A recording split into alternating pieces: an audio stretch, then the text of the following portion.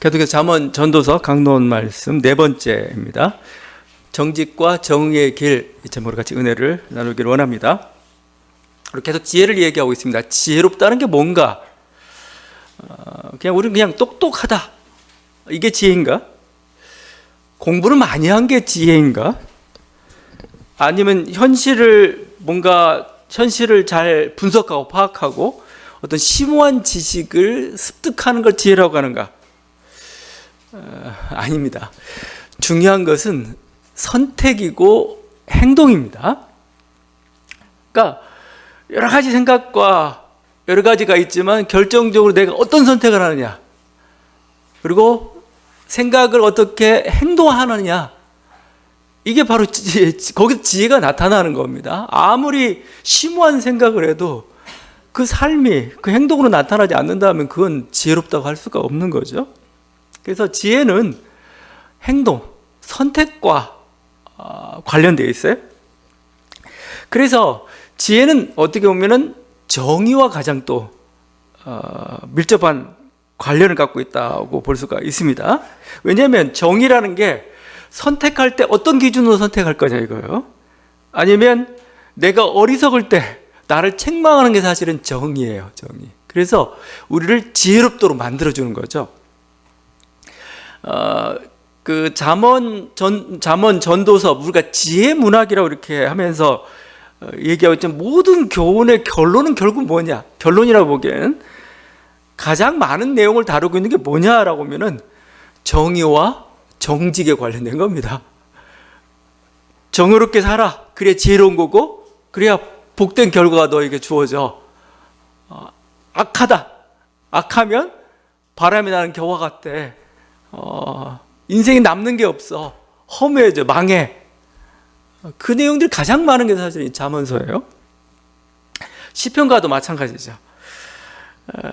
그래서 이 정의와 정직, 이게 왜 이렇게 중요한가? 이건 하나의 그 가치 기준이기도 하지만 우리가 그 현실을 파악할 때 뭔가 이렇게 그러니까 지혜라고 할 때 일단 현실을 그대로 받아들이고 파악해야 되는데 사람이 현실을 그대로 못 봐요. 자기가 지금 어떤 처지인지, 이게 이 말이 어떤 의미인지, 어떤 효과가 있을 건지 그걸 잘 파악을 해야 지혜롭다고 얘기하죠. 근데 사람들이 그걸 잘 못해요. 왜 그럴까? 몰라서 그럴 걸까? 아니요. 욕심 때문에 그래요. 편견 때문에 그래요. 자기 생각이 꽉 차 있고 자기 욕심이 꽉 차 있으면 그냥 그렇게 보여요. 그래서 우리가 글을 읽을 때도 마찬가지입니다. 많은 책을 읽더라도 자기 생각이 너무 꽉 차 있으면 안 돼요. 글을 읽을 때는 열린 마음이 필요합니다. 그래서 보통 이제 우리가 줄 칠 때 보게 되면은 새로운 것에 줄 칠 때 대부분 자기 원래 생각했던 거에 일치할 때 줄을 칠 경우가 참 많아요. 그럼 새로운 게 없죠. 이 정의라는 게 현실을 봐야 됩니다. 보게 만들어줘요. 우리 한국 사회 여러 가지 문제들이 있고 막 그런데 보면은 굉장히 이념적인 사람들이 있습니다. 굉장히 이념적인 사람. 이념적인 사람들은 정의롭지 못합니다. 제가 보면은 자기 생각이 꽉 차가지고 현실을 그대로 받아들이지 못해요. 현실을 그대로, 그게 가장 어리석은 거죠. 제가 인간과 동물의 차이를 자꾸 얘기하지만 왜 어떨 때는 인간이 더 어리석어 보이는가? 사실 생각 때문에 생각입니다. 자기 생각이 너무 강하니까 이렇게 안 되는 거예요, 이게. 결국 정의라는 건 뭐냐면 우리들이 가지고 있던 편견, 왜곡된 거에 대해서 그걸 투명하게 하는 게 사실 정의라고 봐요. 투명하게 하는 것. 우리가 옳지 못한 결정을 할 때도 결국 우리 욕심 때문에 그러는데 정의와 정직은 매화 같습니다. 그냥 아프게 때립니다. 그건 아니야라고 얘기하는 거죠. 그건 제정신 차려. 그래서 오늘 지금 말씀에 반복되는 단어가 정직이라는 단어입니다. 정직. 정직은 그냥 우리는 한글로 그런 거죠. 우리 뜻으로 거짓이나 꾸밈이 없다, 바르고 곧다. 바르고 곧은 사람, 거짓이 없는 사람, 그 사람 우리가 정직이라고 하죠. 근데 히브리어도 비슷해요. 히브리어가 메시아림인데 곧다 평탄하다는 뜻을 가지고 있습니다. 곧다 평탄하다. 여러분 길을 생각하면 돼. 길. 이 정직하다는 단어를 곧다 평탄한 그런 뜻을 가지고 있는데 영어는 upright랍니다. upright. up에다가 right를 갖다 붙여놨어요. 그 단어가 괜찮아 보여 오히려. up 뭔가 이렇게 하늘을 향해 당당히 부끄러움이 없이 고개를 이렇게 들고 있는 모습, 당당하게 걸어가는 모습, 그죠? 그게 정직입니다. 정직. 그냥 뭐 거짓 없다 그 정도 차원이 아니고 정말 길을 가는데 부끄러움이 없어요. 그냥 당당합니다. 그냥 옛날 그래서 우리 예전에 성인들은 군자들은 군자 대로행이라는 말을 좋아합니다. 군자 대로행. 군자는 큰 길로 가요. 새길로 안 가요. 뭔가 편법이고 어수룩한 짓도 하지 않아요. 왜냐하면 자기는 당당하니까 이 길의 주인은 나예요. 나를 위한 길이에요. 우리 인생도 길입니다. 길을 가는 거죠. 그래서 오늘 보면은 정직과 관련돼 가지고 길이 많이 나와요. 정의의 길, 성도의 길, 선한 길, 은혜의 길. 동양에서는 도라고 표현하죠. 도, 길도자를 쓰고 있습니다. 우리 인생이 길인데 어떻게 하면 제대로 된 길을 갈 거냐. 돌아가지 않고 엉뚱한 방향으로 가지 않고 또 길을 가는데 막 이렇게 뭐가 이렇게 오돌토돌 뭐가 나와 있고 돌멩이 많으면 힘들잖아요.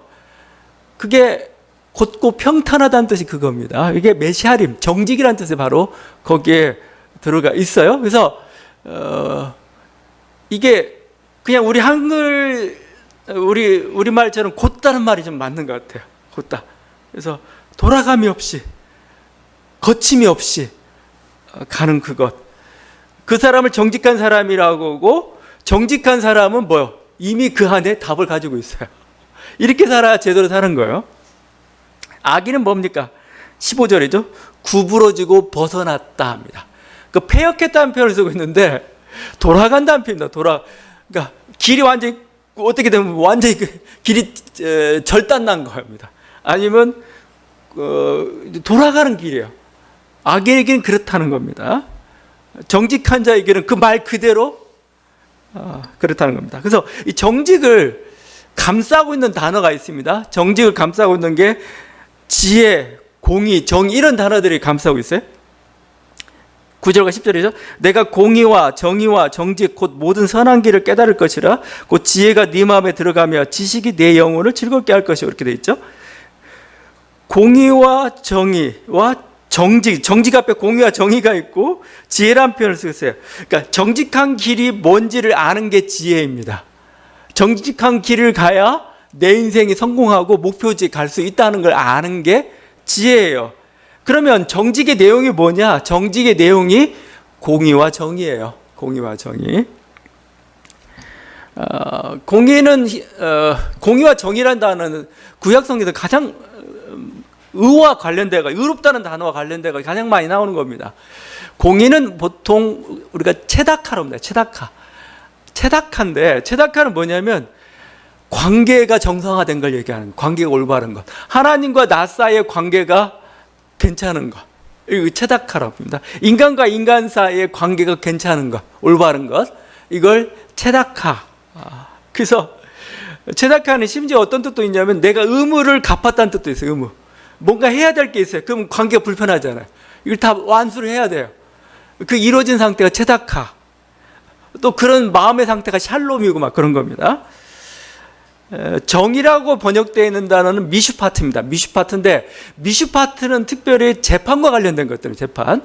그러니까 결국 이 미슈파트는 뭔가 율법에 근거한 정의라고 생각하면 돼요. 그러니까 체다카는 그래서 일반적으로 도덕 아니면 뭔가 그냥 추상적인 의 정도만 얘기하고 미슈파트는 실제 법적인 의다 이렇게 얘기하는 사람도 있고 막 그래요. 율법이 보여주고 있고 성경 말씀이 어떻게 살아가야 하나님과 올바른 관계를 이룰 수가 있는가. 사람과 사람의 올바른 관계를 이룰 수가 다 나열해 놓고 있잖아요. 그게 공의와 정의입니다. 그렇게 사는 사람을 정직하다고 하고, 그렇게 정직한 사람이 결국은 그 인생에서 승리한다. 목적지에 제대로 갈 수가 있다 이겁니다. 거침없이 나갈 수가 있다는 거예요. 그래서 정의와 정직이 가장 빠른 길이다. 그죠? 우리는 다른 길 생각하지 말자 이거예요. 우리 속담에 뭐로 가도 서울로 가면 된다. 요즘 많이 안 쓰죠. 뭐로 가도 서울만 가면 된다. 이게 어디서 나왔는지 모르겠어요. 저는 뭐로 간다고 해서 이렇게 몸을 옆으로 기울여서 가나 했더니 뭐가 대각선이죠, 대각선. 그러니까 서울 방향이 여긴데 어디 잘못 갔어요. 그냥 삼천포로 가더니 빠졌어요. 근데 어떻게든 뭐 이렇게 해도 서울 가면 된다. 근데 말이 모순이죠. 뭐로 가면 서울 못 가요. 그렇죠? 뭐로 가면 그 방향은 거기가 아닌데 엉뚱한 방향인데 그냥 대체적으로도 맞아야 되는 거지. 뭐로 가면은 다른 데로 가버리니까요. 동해로 가버립니다. 지금 밑에서 남부 쪽에 올라오다 보면은. 그러니까 결국은 그 과정이 중요하다는 거예요. 과정이. 그냥 과정이 제대로 되어야 제대로 된 목표에 이를 수가 있는 거지. 이렇게 뭐로 가서는 서울에 절대 못 갑니다. 그냥 뭐 예전 시대의 말이었겠죠. 예전에 어떤 식으로든 그냥 성공하면 돼. 어쨌든 결과만 좋으면 돼. 이런 거죠. 근데 하나님 말씀은 뭐로 가면 못 간다는 겁니다. 서울로. 과정이 제대로 돼야 된다 이거예요. 근데 과정이 안 좋은데 사실 결과가 좋은 게 많이 있어요. 그걸 우리가 뭐라고 표현하죠? 요행수라고 하는 겁니다. 그것을 요행수. 아니면 편법이라고 얘기합니다. 좀 신앙적으로 표현하면은 하나님의 은혜라고 표현해요. 이거 하나님의 은혜야.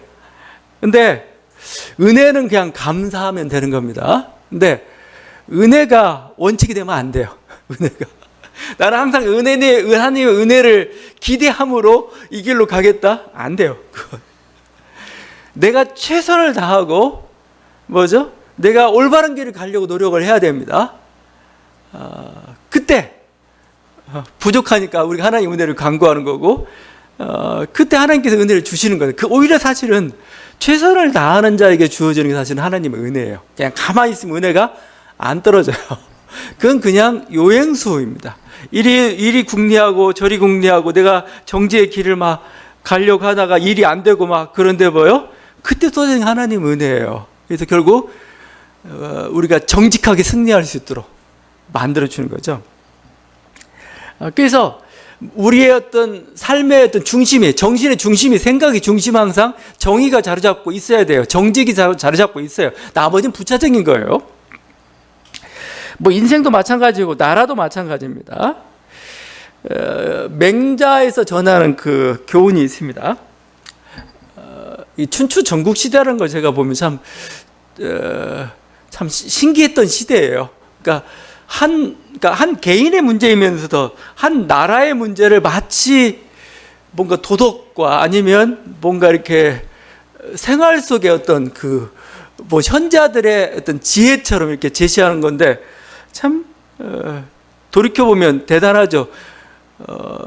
그 유럽이나 서구는 맨날 총은 하여튼 나중엔 총이지만 싸웠어요. 치고받고 싸우는 것밖에 없어요. 이념이나 전략이 없어요. 그냥 내가 어떻게 하면 내 압도적인 힘을 효과적으로 장악할까 이 문제만 있지. 그래서 그냥 승자와 패자만 있는 거지 사상이 없습니다. 근데 맹자나 이런 춘추 전국시대 있죠. 맹자도 하나의 어떤 나라가 어떻게 하면 운영돼야 되는가 얘기하는데, 양양이라는 사람이 이렇게 맹자한테 물어봐요.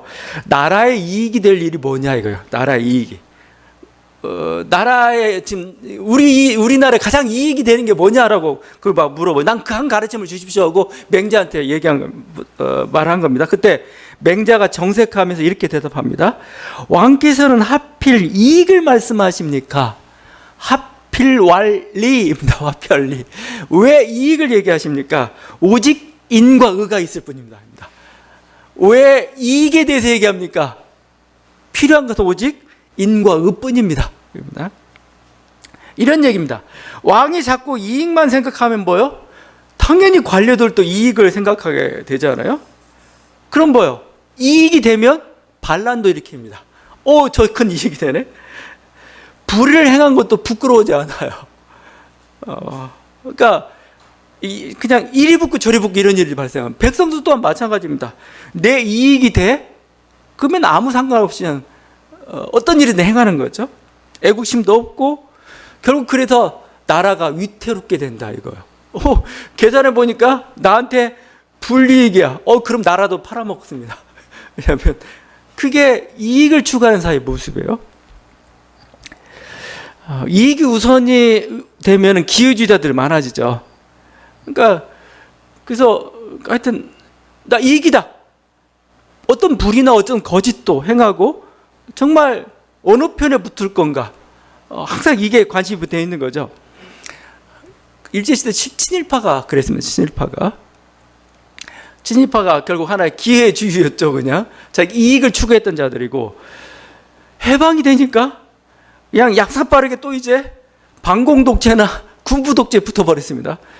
그래가지고 거기서 막 단물도 다 받아먹고 이익을 추구하죠. 그런 사람들이 뭔가 성공하는 모습을 보니까 오히려 기회주의자가 지혜로운 사람처럼 보여. 저렇게 살아야 돼. 저렇게. 우리 역사가, 근세기 역사의 비극 중에 하나가 이 기회주의자를 처단하지 못한 겁니다. 기회주의자를 잘라내야 돼요. 그래야 민족이 중심이 섭니다. 정신이 설어요. 근데 이러지 않고 그냥 이렇게 빌붙은 자들을 그냥 그대로 놔두니까,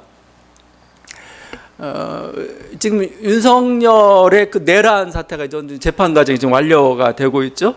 여러 가지 지금 재판도 되고 있는데, 이번에 그 한덕수 총리가 23년형을 받았죠. 근데 그게 좀 가혹하다는 생각도 들 수도 있겠지만, 하여튼 제 느낌이 뭐였냐면 굉장히 좀 의미 있는 판결이었다. 그냥 집행유예나 어떻게 적당한 판결이 아니고, 왜냐하면 기회주의자를 처단했기 때문이었습니다. 분명히 내란을 통해서 뭔가 자기에게 이익이 주어질 것을 본 거죠. 그래서 거기에 붙어가지고 하다가 이거 이익이 또 안 붙게 생겼는데 또 이리저리 이런 별명이 기름장어인데 정말 그런 모습이었는데, 그에 대해서 한번 경종이 울려야 돼요. 자기 인생이 그렇게 살면 안 되죠. 자꾸 눈치 보고 이익만 쫓아 살아가면 안 되죠. 한국교회 문제도 결국은 하필왈리해요. 한국교회도 계속 이익만 쫓아왔어요. 이익이 뭐예요? 교회 성장이었어요. 교회 성장. 그리고 축복신앙이죠. 우리가 보통 기복신앙이라고 표현하는. 이익만 쫓아왔어요. 이익만. 거기에 매몰되고 부끄러운 모습이 되어버렸죠. 그래서 이익을 앞세우니까 교회 개혁 동력이 안 나와요. 모든 게 항상 이런 성공과 이익, 성장에만 항상 이렇게 초점이 가 있기 때문에 교회 개혁의 목표도 나중에 가면 성장이에요. 결국은 우리 교회가 다시 살기 위해서. 교회 개혁은 다시 사는 게 목적이 아닙니다. 교회가 다시 일어나는 게 목적이 아니에요. 바른 길 가는 게 교회 개혁인 거죠. 근데 우리가 회개해야 우리 교회가 다시 삽니다. 안 되죠, 그런 건. 그러니까 이익만 앞세우다 보니까 사람이 나중에 미련해져요. 미련해지고 완고해집니다. 또 이익을 앞세우는 사람들이 거의 리더십을 장악하게 되니까 결국 그냥 교회 정신이 죽어버리는 거죠. 예. 나라는 이 이익보다 앞서야 되는 게 이 정이고 이런 것들이죠. 정직이고 이런 것들입니다. 우리 고전 얘기했는데 좀 더 해보도록 하겠습니다. 그 논어에서 공자님이 말했던 그 교훈입니다. 나라를 구성하는 요소가 경제력도 있고 국방력도 있고 여러 가지 것들이 있어요. 근데 그 공자의 제자 자공이 스승에게 묻습니다. 정치가 뭐냐고 물어. 정치가. 그러니까 공자가 이렇게 얘기합니다. 식량을 풍족하게 하고 경제적이죠. 군비를 충분케 하며 군사력이죠. 백성의 신뢰를 얻어야 한다. 세 가지를 얘기한 겁니다. 경제력, 군사력, 백성의 신망. 이거죠? 그러니까 자공이 연이어서 묻습니다. 만약 셋 중에서 버린다면 제일 먼저 버려야 될 건 뭡니까? 여러분은 뭐예요? 공자는 군사력을 버리라 합니다. 군사를 버리라 합니다. 자공이 다시 물었습니다. 그럼 둘이 남았는데 경제력하고 백성의 어떤 신뢰 중에서 하나를 버린다면 뭡니까? 그러니까 공자가 식량을 버리라 합니다. 식량을 버리라. 그러면 이렇게 얘기합니다. 옛부터 백성이 죽는 일을 겪지 않는 나라가 없었지만 백성의 신뢰를 얻지 못하면 나라가 설 수 없다라는 겁니다. 가난해도 배고파도 가족이 뭐요? 사랑과 우애가 있으면 뭐요? 똘똘 뭉쳐요. 그래서 어떻게든 이겨낼 수가 있어요, 우리. 근데 갈라져 버렸다. 그러면은 재물도 세기 시작합니다. 재물 세기 시작하고 행복하지도 않아요, 이게. 근데 현대 정치는 보니까 순서가 거꾸로 됐죠. 제일 먼저 버리는 게 신뢰입니다, 신뢰. 다음에 경제 버리고 최후로 붙잡는 게 군사력이에요. 근데 보면은 이 공자님 말씀이고 성경 말씀이라서 좀 너무 옛날 건가? 아니요. 현대사에서 저는 이 말이 맞다고 생각해요. 현대 국가에서도. 보세요. 군사력이 가장 월등했던 게 옛날 소련이었어요. 그리고 대부분 독재 국가들은 어떻게든 자기의 군사력을 가지고 폭력을 가지고 장악을 합니다. 그런데 독재 국가는 군사력 국가는 늘 불안합니다. 소련은 해체됐고 독재국은 항상 뭐죠? 다른 대륙에 의해서 점령을 또 당해요. 이렇게 불안하게 돼버리죠. 아마 현대 국가가 제일 추구하고 있는 게 경제력 같아요. 식량은 절대 안 버리면 경제는 최고로 여기죠. 근데 물론 뭐 경제 성장 좋죠. 항상 모든 게 다 경제 성장에 맞춰져 있습니다. 근데 그 과정에서 불평등이 심화가 돼요.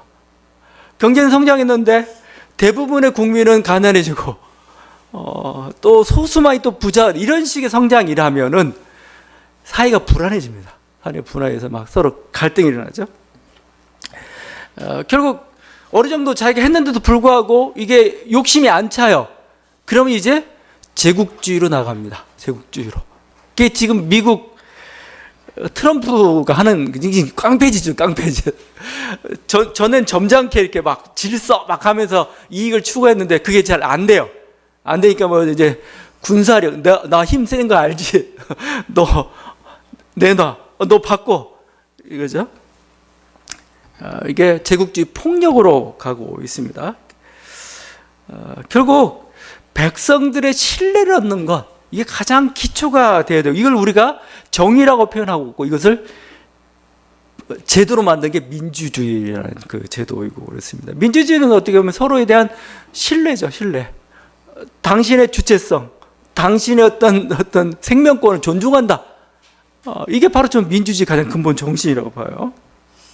그래야 국민이 하나가 되어 이렇게 헤쳐나갈 수가 있습니다. 여러분, 정의라는 것도 결국은 성경에서 정의라고 계속 얘기하면 쭉 찾아가 보세요.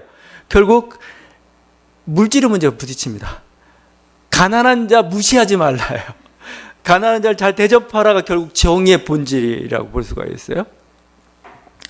하여튼 이렇게 민주주의가 형성되면 그 민주주의가 이건 그냥 어떤 뭔가 정치적인 근거이 아니요. 이게 경제와 직결이 됩니다. 경제와. 민주주의가 제대로 꼽혀지는 뭐죠? 거기서 노동의욕이 나오고 창의력이 나오고 책임감이 나오고 성실함이 나오고 자기가 주인이라는 생각이 들기 시작하죠. 그럼 뭐요? 이게 주도성들이 나오기 시작하고 자주성들이 나오기 시작하죠. 그러면 경제도 살아나요. 사실은 이렇게 땅이 살아난다고 우리 표현하고 있습니다. 성경 계속해서 정의가, 정직이 나라를 살린다. 이 우리 인생 속에서 가장 기본이 되어야 될 게 사실은 정의와 정직이다, 이렇게 얘기하고 있어요. 그 아모스 선지자가 이스라엘 향하여서 이렇게 얘기했죠. 오직 정의를 물같이 공의를 마르지 않는 강같이 흐르게 하라. 정의, 미슈파트, 공의, 체다카. 지금 아모스가 말씀을 외칠 때 이스라엘이 여러 가지 어렵고 힘든 상황 가운데 항상 있습니다.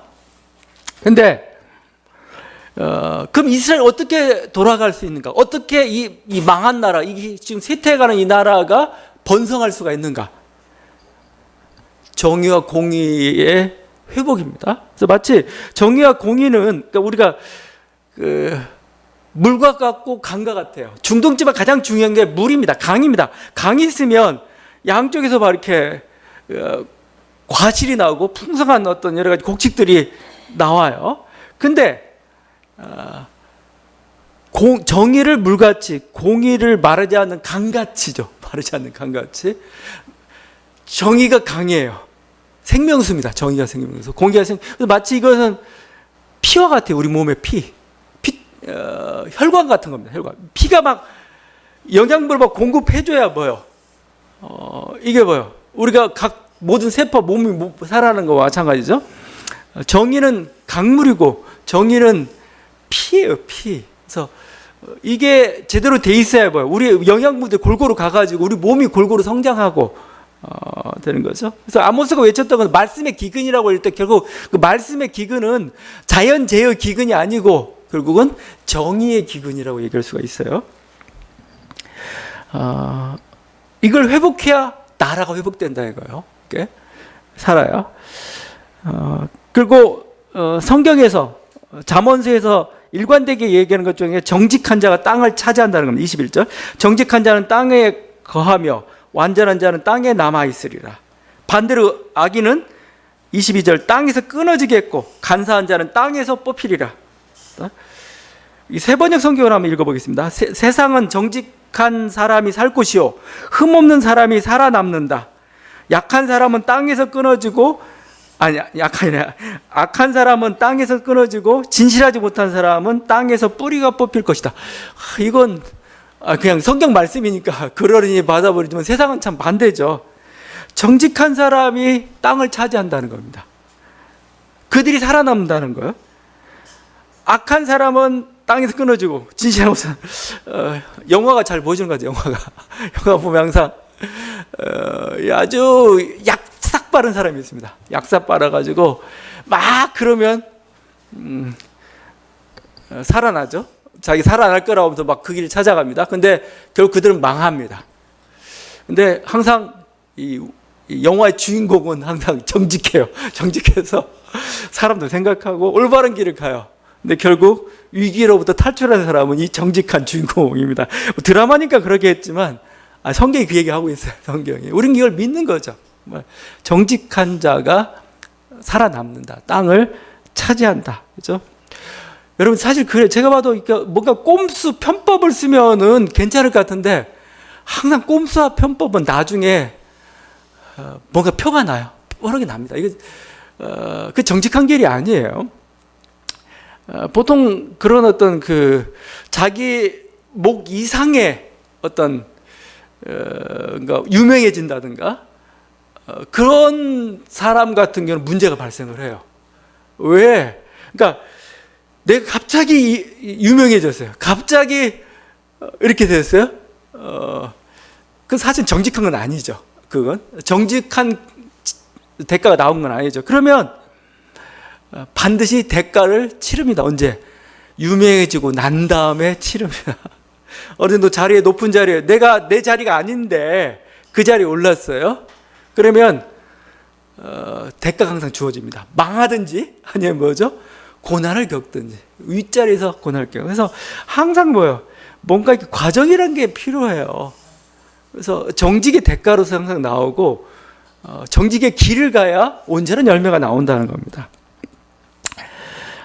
우리는 정직의 길을 가다가 힘들 때도 있죠. 뭔가 눈만 살짝 감아도 이 땅을 유지할 수가 있는데 근데 그런 선택을 하지 않습니다. 왜냐하면 그 결과가 뭔지를 알기 때문에 그 다음에 이렇게 비루하고 불리하게 사는 게 기쁘지 않아요. 거기 10절 이렇게 되어 있죠. 곧 지혜가 네 마음에 들어가며 지식이 내 영혼을 즐겁게 할 것이요. 이 지혜, 정직한 자가 승리하고 성공하고 하나님 기뻐하시고 이 지혜가 들어오는 순간 내가 기뻐요. 그러니까 사실은 정직하기 때문에 어떤 열매가 나와서 기쁘기도 하지만 정직한 길을 가는 게 기뻐요. 즐기는 거죠, 즐기는 거. 우리는 이제 신앙생활이란 결국은 2단계로 접어드는 것 같아요. 우리가 신앙이 성숙했다는 결국은 뭐냐면, 저는까지 손해보면 뭐 화나요. 그래서 좀 기도하죠. 제가 참겠습니다. 제가 그냥 하나님 말씀을 참겠습니다. 그게 아니고, 어떤 고난이나 내가 하나님 말씀 살다가 어려움이 닥치더라도, 그 어려움이나 그것 때문에 아니고, 내가 하나님 말씀을 걷고 있다는 것 자체 때문에 즐거워하는 거, 기뻐하는 거, 이게 신앙이 성숙했다는 그런 것 같아요. 지혜가 바로 우리 영혼을 즐겁게 해줍니다. 정직한 자는 하나님께서 그 완전한 지혜를 주시고 또 방패가 되셔서 지키고, 그러니까 거기 이렇게 7절과 8절 이렇게 있죠. 그는 정직한 자를 위하여 완전한 지혜를 예비하시며 행실이 온전한 자에게 방패가 되시나니 대적 그는 정의의 길을 보호하신다. 그렇죠? 이 정직한 자의 길은 그냥 그 열매가 그대로 결과로 지어질 뿐만 아니라, 왜 정직한 자가 땅을 차지하게 되는가, 승리하게 되는가? 하나님이 도와주시기 때문에, 하나님이 보호하시기 때문에, 그래서 하나님이 승리하도록 만들어 주셔요. 자기 기뻐하는 자이기 때문에. 하나님이 이렇다면 안다면 우리들도 마찬가지입니다. 우리 주변에서 이제는 정직한 자를 뭔가 뭔가 축켜 세우고 찬양하고 고무하고 격려하고 보호하는 일도 우리가 해야 됩니다. 이 세상을 보다 보니까 정직한 길을 가다 보니까 아직 결과가 안 나와가지고 힘들게 사는 사람이 있어요. 바보 같다고 얘기하지 말고 같이 축혀주고 격려해주고 보상해주고 그래야 됩니다. 저는 이번에 또 내란 과정 속에서 내란의 어떤 헌법적 질서, 정의에 위배되기 때문에 순종하지 않았던, 그야말로 정직했던 사람들이 있다고 봐요. 그들을 인정하고 그들을 대우해주고 그들을 높여줘야 됩니다. 그게 정직자의 길을 보호하시는 하나님의 뜻이라고 생각합니다. 우리는 정의와 정직이 승리함을 다시 한번 믿습니다. 정직한 자 하나님이 지켜주십니다. 정직한 자 결국 땅을 얻게 될 것입니다. 이 은혜가 있는 저와 여러분들에게 간절히 바랍니다. 기도하시겠습니다.